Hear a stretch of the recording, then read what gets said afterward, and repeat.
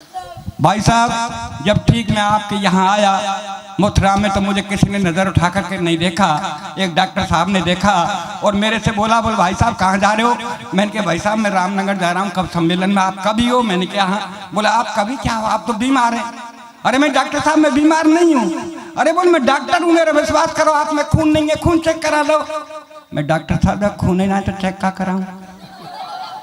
अरे बोल blood pressure check करा लो। मैं डॉक्टर साहब जब ब्लड ही नहीं है तो प्रेशर कहाँ से होगा? और ब्लड प्रेशर के बारे में मैं खूब जानता हूँ। जब मैं हाई स्कूल में पढ़ता था मेरा ब्लड हाई था, इंटर किया तो मध्यम रह गया।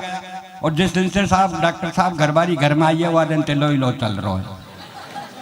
फिर भी डॉक्टर साहब ने सिरंज उठाई, साहब मेरे लगाई। 10 मिनट बाद डॉक्टर साहब के पसीना। मैं डॉक्टर साहब क्या हुआ? बोल खून नहीं मिल रहा है। मैंने सिरंज को तोड़ा और मैंने कहा डॉक्टर साहब आपके बजाय हिंदुस्तान के मच्छर अच्छे हैं, जहाँ मुझे काटते वो तुरंत खून निकाल लेते। भाई साहब माफ़ करना, कोई डॉक्टर हो तो मैं आपके यहाँ कोई रचना नहीं पढ़ रहा हूँ। मैं तो अपने राजस्थान के एसएम अस्पताल की रचना पढ़ रहा हूँ। उत्तर प्रदेश का कोई डॉक्टर हो तो माफ़ करना।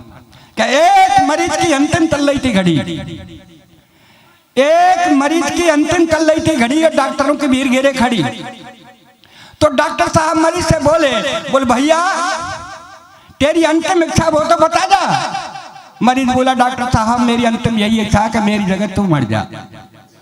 मरीज बोला वो डॉक्टर साहब मेरी अंतिम यही इच्छा है कि मेरी जगह तू मर जा। तो डॉक्टर साहब हो गए नाराज। मरीज बोला हजूर आप क्यों होते नाराज? मेरी विनती पे दीजिए ध्यान, आप तो इस कलयुग के साक्षात भगवान। डॉक्टर बोला कैसे? मरीज बोला ऐसे कि चौराहे पर हुई हत्या को आप आत्महत्या में लिख सकते हैं। चौराहे पर हुई हत्या को आप आत्महत्या में लिख सकते हैं और दाहिने पैर की जगह आप बाएं पैर को काट सकते हैं। तो क्या डॉक्टर साहब मेरी जगह आप नहीं मर सकते हैं? क्या मेरी जगह आप नहीं मर सकते? बढ़िया बढ़िया। एक छोटा सा जंग। सुबह सुबह का वक्त, सुबह सुबह का वक्त मस्जिद की अजान और मंदिर की झालर कितनी लगती है प्यारी।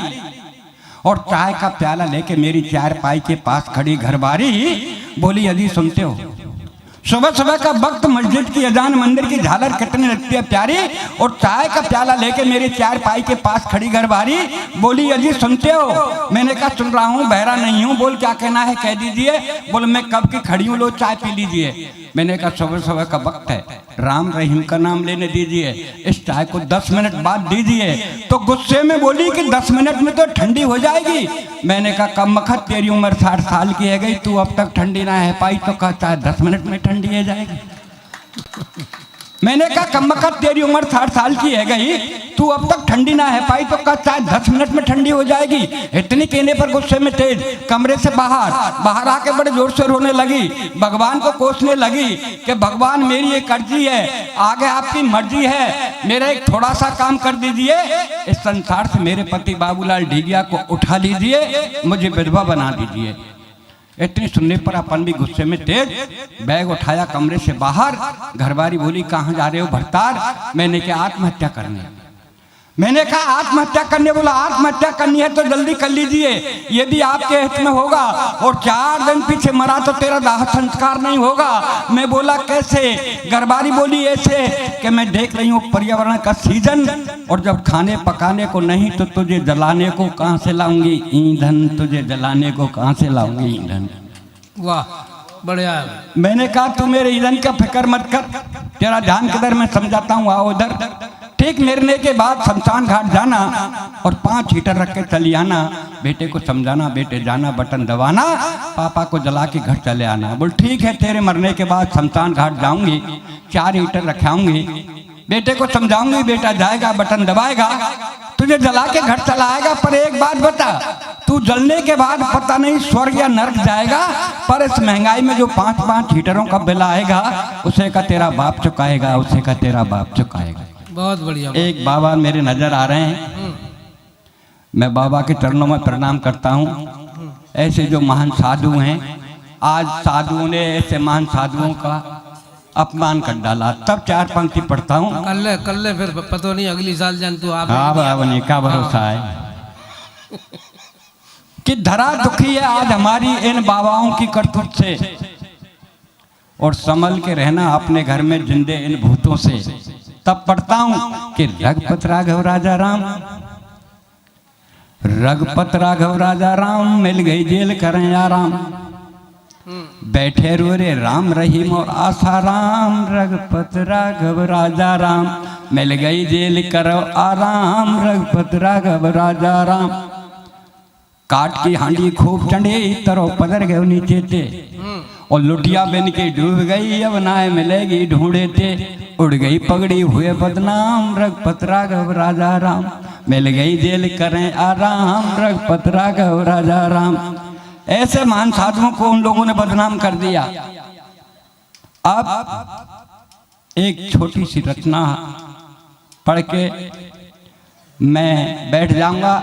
मेरे से पहले दो कवि गुजर गए, एक एक करके सब कवि गुजर जाएंगे। हाँ गुजर जाएंगे सर। हाँ सच कह माता रहा है। बहनें बैठी है, अब इसका गुजरने का इंतजार है बस। माता बहन बैठी है ना, सब भूम का बना रहा हूँ, सीधे साधा पढ़ रहा हूँ, समय का अभाव है, कवियों की लिस्ट लंबी है। कि परसों के रोज मेरे एक मित्र का कार्ड आया, उसकी बेटी की शादी थी, उसमें मुझको बुलवाया, लिखा भैया आना, आपके बस के कुछ ना हो तो केवल कन्यादान कर जाना। भैया आना, आपके बस के कुछ ना हो तो केवल कन्यादान कर जाना। मैं 5 बर्तनों का सेट 11 रुपया नेट लेकर रवाना हुआ। वहां देखता हूँ बहन बेटियों का ताता, कोई आता कोई जाता। एक कमरे में बबीता और उसकी सहेली, पास में बैठी थी वो दुल्हन नई नवेली, उसी कमरे में मुझे बैठा दिया। तो एक सखी बोली कि बहन तू पराई हो गई। एक सखी बोली कि बहन तू पराई हो गई। पराई का नाम सुन के सरोज रो गई। तो देख ये हाल, और दुल्हन बोली तत्काल।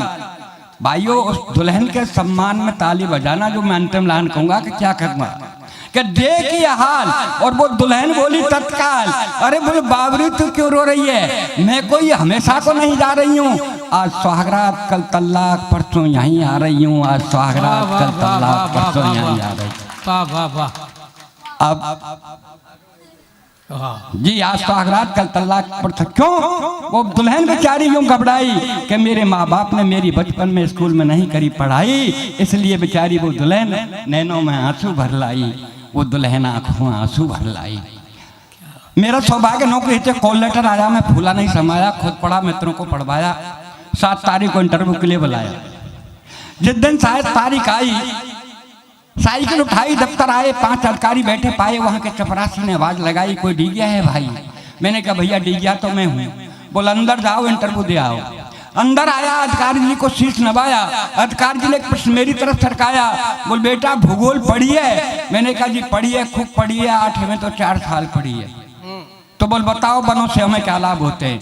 मैंने कहा हजूर वनों से हमें बहुत लाभ होते हैं, वन हमारे बहुत काम आते हैं। चोरी डकैती अपना बलात्कार करके वनों में तो छिप जाते हैं। वन हमारे बहुत काम आते हैं, चोरी डकैती अपना बलात्कार करके वनों में छिप जाते हैं, और पुलिस की धरपकड़ से बच जाते हैं तो वीरप्पन का चलाई वीरप्पन के बाप बन जाते हैं। हजूर वन हमारे बहुत काम आते हैं, वन हमारे बहुत काम आते हैं। दूसरे अधिकारी ने बुलाया, उसने भी एक प्रश्न कर सरकाया, बोल बेटा हिंदी के बारे में जानते हैं? मैंने कहा साहब हिंदुस्तान में रहते हैं, हिंदी को राष्ट्रभाषा मानते हैं, हिंदी के बारे में खूब जानते हैं।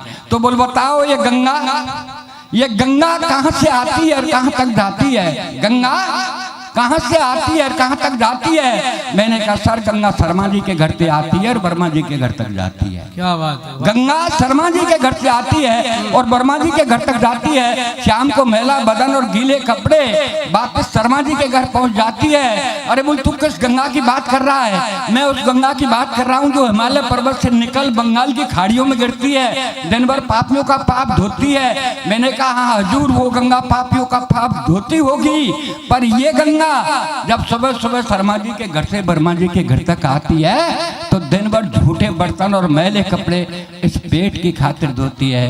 वो पापियों का पाप धोती है, वो इस पेट की खातिर झूठे बर्तन और मैले कपड़े धोती है।